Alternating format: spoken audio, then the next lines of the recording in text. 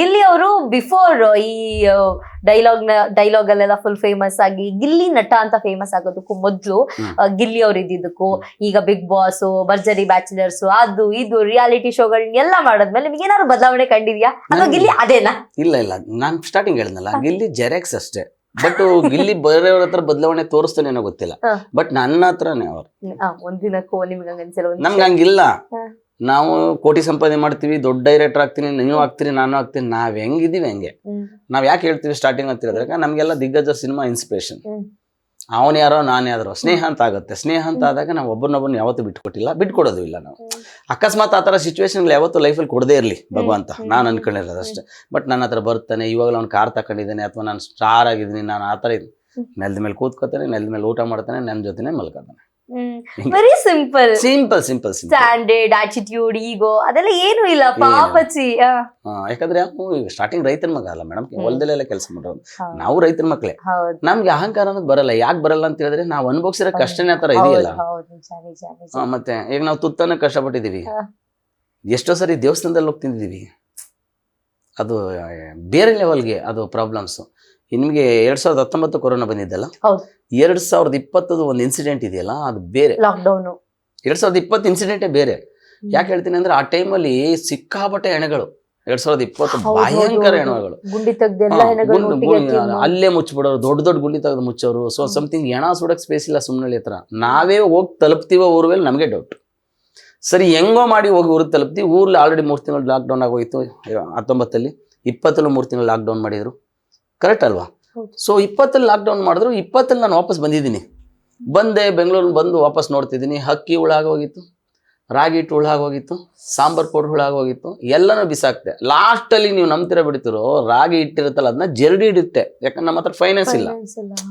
ಯಾರ ಹತ್ರ ಹೋದ್ರು ಕೆಲಸ ಕೇಳ್ತಾರೆ, ಕೆಲಸ ಇಲ್ಲ. ಯಾಕಂದ್ರೆ EMI ಕಲೆಕ್ಟ್ ಮಾಡ್ತಿದ್ವಿ. EMI ಕಲೆಕ್ಟ್ ಮಾಡೋರು ಮನೆಗೆ ಹೋಗ್ತಾ ಇದೀವಿ, ಅವ್ರಿಗೂ ಕೊರೋನಾ ಟೈಮ್ ಅವ್ರ ದುಡ್ಡು ಇಲ್ಲ. ಮತ್ತೆ ಹೆಂಗ್ ಗುಸಲ್ ಮಾಡೋದು ದುಡ್ಡನ್ನ? ಏನಿಲ್ಲ ಅಂದ್ರೆ ನಾನು ಜರಡಿ ತೆಗೆದು ಇಟ್ಬಿಟ್ಟು, ನನ್ನ ಹತ್ರನೂ ಅಮೌಂಟ್ ಇರಲಿಲ್ಲ. ನಾನು ಬಂದು 3 ದಿನಕ್ಕೇನೋ ಮತ್ತೆ ಅವನು ಊರಿಂದ ಬಂದ. ನಾನು ಬೈಕಲ್ಲಿ ಬಂದ್ಬಿಟ್ಟಿದ್ದೆ. ನಾನು 4 ಲೋಟ ನೀರು ಹಾಕ್ಬಿಟ್ಟು ರಾಗಿ ಹಿಟ್ಟು ಹಾಕ್ಬಿಟ್ಟು ಮುದ್ದೆ ಮಾಡಕ್ಕೆ, ಅದು ಅಯ್ಯಪ್ಪ, ಅದು ಗಂಜಿ ಕಾಯಿಸಿ ಇಟ್ಬಿಟ್ಟಿದ್ದೆ ನಾನು, ರಾಗಿ ಅಂಬ್ಲಿ ಥರ ಮಾಡ್ಬಿಟ್ಟು. ಸೊ ಅದನ್ನ ಮಾಡ್ಬಿಟ್ಟು ನಾನು 2 ಲೋಟ ಕುಡಿದು ಮಲಗಿದ್ದೆ. ಅಷ್ಟೊತ್ತಿಗೆ ಎಲ್ಲಿದ್ರಿ ಸರ್ ಅಂತ ಫೋನ್ ಮಾಡ್ದೆ. ನಾನು ಬಂದಿದ್ದೀನಿ, ಬೆಂಗಳೂರಲ್ಲಿ ಇದ್ದೀನಿ, ರೂಮಲ್ಲಿ ಇದ್ದೀನಿ ಅಂತ. ಸೀದಾ ಬಂದ ರೂಮ್ಗೆ. ಅವ್ನು ಬಂದು ಬಾಗಲ್ ತೆಗೆದಾಗ ನಾನು ಬಾಗಲ್ ತೆಗೆದು ನೋಡಿದೆ, ಅವ್ನ ಕಣ್ಣಲ್ಲಿ ಹೊಸ್ಬಿತ್ತು ಅಂತ ನಂಗೆ ಗೊತ್ತಾಗ್ಬಿಡುತ್ತೆ. ಅವಾಗ ಏನು ಮಾಡಿದಿರಿ ಸರ್ ಅಂತ ನಾನು ಕೇಳಿದೆ. ನಾನು ಇಲ್ಲ ಅಂತ ಹೇಳ್ಬಿಟ್ಟು, ನಾನು ಅವತ್ತು ನಂದು ಬಿಟ್ಕೊಡೋಕ್ಕಾಗಲ್ವಲ್ಲ ಮೇಡಮ್, ಇಲ್ಲ ನಾನು ಡಯಟ್ ಮಾಡ್ತಿದ್ದೀನಿ ಕಂಡ್ರಿ, ಸ್ವಲ್ಪ ರಾಗಿ ಅಂಬ್ಲಿ ಮಾಡಿದ್ದೆ ಅಂತ. ನನಗೂ ಇದೆಯಾ ಅಂತ ಕೇಳ್ದೆ. 2 ಲೋಟ ರಾಗಿ ಅಂಬ್ಲಿ ಏನಿರುತ್ತೋ ಅದನ್ನು ಕುಡಿದು ಮಲ್ಕೊಂಡ್ವಿ. ಕುಡಿದು ಮಲ್ಕೊಂಡಾಗೆ ನಾವು ಅವತ್ತೇ ಅನ್ಕೊಂಡಿದ್ವಿ, ಗಿಲ್ಲಿ ಇದು ನಮ್ಮ ಬದುಕಲ್ಲ ಗಿಲ್ಲಿ, ಅದೇನಾಗತ್ತೆ ನುಗ್ಬಿಡೋಣ, ಸತ್ತರೆ ಸಮಾಧಿ ಮಾಡಿದ್ರೆ ಸಾಧನೆ, ನುಗ್ಗೋಣ ನಡ್ರಿ ಅಂತ ಹೇಳ್ಬಿಟ್ಟು ಡಿಸೈಡ್ ಮಾಡಿಬಿಟ್ಟು ನುಗ್ಗಿದ್ವಿ. ಇವತ್ತು ಒಂದು ಲೆವೆಲ್ಗೆ ಅವ್ನು ರೀಚ್ ಆಗಿದ್ದಾನೆ. ಅದು ನೋಡಿ ತುಂಬ ಖುಷಿ ಆಗ್ತಿದೆ ನನಗೆ. ಸೊ ನಾವು ಹತ್ತತ್ರದಲ್ಲೇ ಇದ್ದೀವಿ, ನಡೀತಾ ಇದ್ದೀವಿ. ಸೊ ಅವನಿಗೆ ನೆರಳಾಗಿ ಬೆನ್ನೆಲುಬಾಗಿ ನಾನು ಹಿಂದೆ ಇದ್ದೀನಿ, ಇನ್ನೂ ಇರ್ತೀನಿ. ಮೈ ಗಾಡ್, ಸೀರಿಯಸ್ಲಿ ನನಗೆ ಒಂಥರ ಕಣ್ಣೆಲ್ಲ ನೀರು ತುಂಬ್ಕೊಂಡಂಗಾಯ್ತು. ಯಾಕೆಂತಂದ್ರೆ ನಾವು ಗಿಲ್ಲಿ ಅವ್ರನ್ನ ನೋಡುವಾಗ ಎಷ್ಟು ಕಾಮಿಡಿ ಮಾಡ್ತಾರೆ, ಫನ್ ಆಗಿರ್ತಾರೆ, ಪಂಚ್ ಡೈಲಾಗ್ಸ್, ಅವ್ರು ಯಾವಾಗ್ಲೂ ಎಂಜಾಯ್ ಜಾಲಿ ಮಾಡ್ಕೊಂಡೇ ಇರ್ತಾರೆ. ಅವ್ರಿಗೆಲ್ಲ ಒಂದ್ ಕಷ್ಟ ಸುಖ ಗೊತ್ತಿರುತ್ತೋ ಇಲ್ವೋ, ಅವ್ರಿಗೊಂದ್ ಜವಾಬ್ದಾರಿ ಇಲ್ವೇನೋ ಅಂತ ತುಂಬಾ ಜನ ಅನ್ಕೊಂಡಿರ್ತಾರೆ. ಪಾಪ ಆ ಕಣ್ಣಲ್ಲಿ ನೀವು ಹಸುನ ಕಂಡಿಡ್ದಿದ್ದೀರಲ್ಲ, ಯಾವಾಗ ಅನ್ನಿಸ್ತಿದೆ ನನಗೆ, ಆ ಒಂದ್ ರಾಗಿ ಗಂಜಿಯಲ್ಲಿ ಎಷ್ಟು ಲೋಟ ತುಂಬತ್ತದು? ಏನ್ ಮಾಡಕ್ಕಾಗಲಿ, ನಾನು 4 ಲೋಟ ಮಾಡ್ಬೋದಾಗಿತ್ತು. 2 ಲೋಟ ದೊಡ್ಡ ಲೋಟಲ್ಲಿ ಇತ್ತು, ಕುಡ್ದು ಹಂಗೆ ಮಲಗದ್ವಿ. ಯಾಕಂತ ಹೇಳಿದ್ರೆ, ನಾನು ಕೆಲವು ವಿಷಯಗಳಲ್ಲಿ ನಾನು ಕಾಮಿಡಿ ಕಿಲ್ಲಡಿಗೆ ಹೋಗ್ಬೇಕಾದಾಗ ಅವನ ಹತ್ರ ಬೈಕು, 2 ವೀಲರ್ ಏನು ಇರಲಿಲ್ಲ ಮೇಡಮ್. ಏನು 2 ವೀಲರ್ ಏನು ಇರಲಿಲ್ಲ. ನಾನೇ ಕರ್ಕೊ ಹೋಗ್ತಿದ್ದೆ, ನಾನೇ ಕರ್ಕೊ ಬರ್ತಾ ಇದ್ದೆ. ಅದಾದ್ಮೇಲೆ ಈ ಕಡೆಯಿಂದ ಹೋಗ್ಬೇಕಾದ್ರೆ ನಾನು ಜೊಮೊಟೊ ಮಾಡ್ತಾ ಇದ್ದೆ ಪಾರ್ಟ್ ಟೈಮಲ್ಲಿ. ಇವತ್ತಿಗೂ ಜೊಮೊಟೊ ಮಾಡಿದ್ದೀನಿ, ಇವತ್ತಿಗೂ ಮಾಡ್ತಾನೂ ಇದ್ದೆ ನಾನು. ಯಾಕೆ ಹೇಳ್ತೀನಿ ಅಂತ ಹೇಳಿದ್ರೆ, ನಾನೊಂದು ಕೆಲಸ ಮಾಡ್ತಿದ್ದೆ.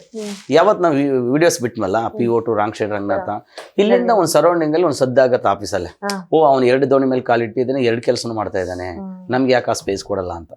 ಅಲ್ಲಿಂದ ಒಂದ್ಸರಿ ಕರೆದ್ರು ಮ್ಯಾನೇಜರ್, ಹಿಂಗಿದೆಯಪ್ಪ ನೀನು, ಒಂದು ಅದು ಮಾಡ್ಬೇಕು, ಒಂದು ಇದು ಮಾಡ್ಬೇಕು ಅಂತ ಹೇಳ್ಬಿಟ್ರು ನಾನು. ಸೊ ಏನಪ್ಪ ಹಿಂಗೆ ಮಾಡೋದು ಅಂತ ಹೇಳ್ಬಿಟ್ಟು ನಾನು 1 ವಾರ ಟೈಮ್ ತಗೊಂಡೆ, ಡಿಸೈಡ್ ಮಾಡಿದೆ, ಮಾಡಲೇಬೇಕು ನಾವು ಸಿನಿಮಾನ, ಅದು ಏನಾಗುತ್ತೆ ಆಗ್ಬಿಡ್ಲಿ ಅಂತ ಹೇಳ್ಬಿಟ್ಟು ಡಿಸೈಡ್ ಮಾಡಿದೆ. ಕೆಲಸ ಬಿಟ್ಬಿಟ್ಟೆ. ಅವಾಗ ಒಂದು 40,000 ರಿಂದ 50,000 ರೂಪಾಯಿ ಹತ್ತತ್ರ. ಯಾಕಂದ್ರೆ ಗಿಲ್ಲಿಗೆ ನಾನು ಅಲ್ಲಿ ಕೆಲಸ ಬಿಡೋ ಗಂಟು ನಾನು ತುಂಬಾ ನಾನು ಇದ್ದೆ ಬ್ಯಾಕ್ ಬೋನಲ್ಲಿ. ಅದು ನಾನು ಕೆಲಸ ಬಿಟ್ಬಿಟ್ಟೆ. ಓ ಇಬ್ರು ಕೆಲಸ ಇಬ್ರು ಕೆಲಸ ಬಿಡ್ಬಿಟ್ವಿ. ನೆಕ್ಸ್ಟ್ ಇಬ್ರು ಕೆಲಸ ಬಿಟ್ಟು ಏನ್ ಮಾಡ್ತೀರಿ ಊಟಕ್ಕೆ ತಿಂಡಿಗೆ? ಅವನು ಬೇರೆ ಕೆಲ್ಸಕ್ಕೆ ಹೋಗ್ತಿಲ್ಲ, ಸಿನಿಮಾ ಗಿನ್ಮಾ ಅದು ಇದು ಸೀರಿಯಲ್ ಏನಿರುತ್ತೋ ಅಥವಾ ಸೆಟ್ ಕೆಲಸ ಎಲ್ಲ ಏನಿರುತ್ತೋ ಅದನ್ನೆಲ್ಲ ಮಾಡ್ತಿದ್ದ. ನಾನು ಇನ್ ಬೇರೆ ಕೆಲಸ ಏನ್ ಮಾಡ್ಲಿ, ಅಕಸ್ಮಾತ್ ಈಗ ನಾನು ಅದೇ ಕೆಲ್ಸಕ್ಕೆ ಹೋಗಿ ಈಗ ನಾನು ಡೈರೆಕ್ಟರ್ ಆಗ್ಬೇಕು ಅಂತ ಬಂದವನು ಬೆಂಗಳೂರಿಗೆ. ಈಗ ಡೈರೆಕ್ಟರ್ ಆಗ್ಬೇಕು ಅಂತ ಬಂದವನು ನಾನು ಈ ಕೆಲಸ ಯಾಕೆ ಮಾಡ್ತಿದ್ದೀನಿ ಅಂತ ಹೇಳಿದಾಗ ಇನ್ ಬೇರೆ ಆಪ್ಷನ್ ಯಾವ್ದು ಸಿಕ್ಲಿಲ್ಲ. ಒಂದಿನ ಚಂದ್ರಲೆ ಹೋಟ್ಲಿ ಟೀ ಕುಡಿದ್ ಕೂತಿದ್ದೆ, ಅಲ್ಲಿಗೆ ಸ್ವಿಗ್ಗಿ ಮತ್ತೆ ಜೊಮ್ಯಾಟೊ ಹುಡುಗರು ಬರ್ತಾರೆ. ಅವ್ನು ಬಂದ್ಬಿಟ್ಟು ಕೂತ್ಕೊಂಡು ಒಂದು 6 ಗಂಟೆ ಆಗಿತ್ತೇನೋ, ಅಲ್ಲಿ ಕೂತ್ಕೊಂಡು ಅಯ್ಯೋ ಇಲ್ಲ ಮಗ ಬೆಳಿಗ್ಗೆಯಿಂದ ಇವತ್ತು 1400 ರೂಪಾಯಿನೇನೋ ಆಗೈತೆ ಅಷ್ಟೇ ಅಂದ. ಬೆಳಿಗ್ಗೆಯಿಂದ 1400 ರೂಪಾಯಿನ? ಆಮೇಲೆ ನನಗೆ ಆಶ್ಚರ್ಯ ಬಿಡ್ತು, 1400 ರೂಪಾಯಿ ಅಂತ ಹೇಳ್ತಾವನಲ್ಲ ಅಂದ್ಬಿಟ್ಟು ಸುಮ್ಮನೆ ಕಾಫಿ ಕುಡಿದ ಹಣ ಕೇಳಿದೆ, ಅಣ್ಣ ಏನು ಮಾಡ್ತಿದ್ದೀನಿ ನೀನು, ಹೆಂಗೆ ಸಂಪಾದನೆ ಮಾಡೋದು ಅಂತ. ಅವನು ಹಂಗೆ ಹೇಳ್ದ, ಅಣ್ಣ ಇದು ಜೊಮ್ಯಾಟೊ ಮಾಡ್ತಾಯಿದ್ದೀನಿ, ಇಲ್ಲೆಲ್ಲ ಗಿಗ್ಸ್ ಇರುತ್ತೆ, ಯಾವ ಟೈಮ್ಸ್ ಬೇಕು ಆ ಟೈಮ್ಸ್ ಮಾಡ್ಬೋದು, ನೀವು ಯಾವಾಗ ಬೇಕಾದ್ರೆ ಅವಾಗ ಮಾಡ್ಬೋದು. ನನ್ನ ಮೈಂಡ್ ಓಪನ್ ಆಗಿದ್ದೆ ಅಲ್ಲಿ, ಯಾವಾಗ ಬೇಕು ಅವಾಗ ಮಾಡ್ಬೋದಲ್ಲ.